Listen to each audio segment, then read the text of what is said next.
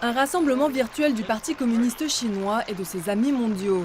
Le président Xi Jinping a pris la parole depuis la salle dorée du Grand Palais du Peuple. Il était accompagné de hauts responsables du PCC des deux côtés.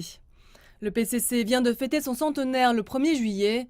C'est la première fois depuis lors que le dirigeant chinois s'exprime dans un tel forum public, exprimant sa préoccupation pour l'avenir de l'humanité.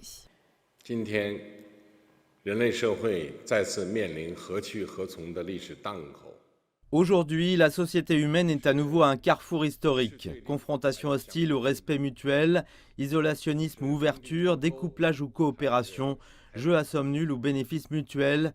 Le choix est entre nos mains et la responsabilité nous incombe.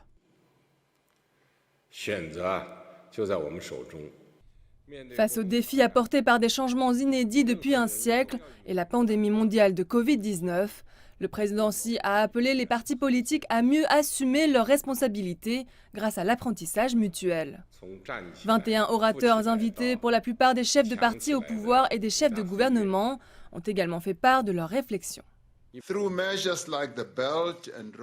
Grâce à des mesures telles que l'initiative Ceinture et Route et un développement approfondi de ses compétences, la Chine continue de soutenir les réformes économiques, le développement instructif, l'amélioration du commerce et une plus grande intégration entre les économies africaines. Le sommet a réuni des partis et des organisations politiques de plus de 160 pays.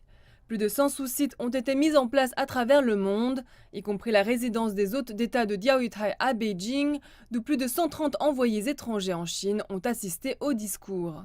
Les centaines de drapeaux de partis politiques exposés sont de couleurs et de designs différents et nous rappellent que quelles que soient nos différences de valeurs, nous pouvons toujours nous asseoir et parler.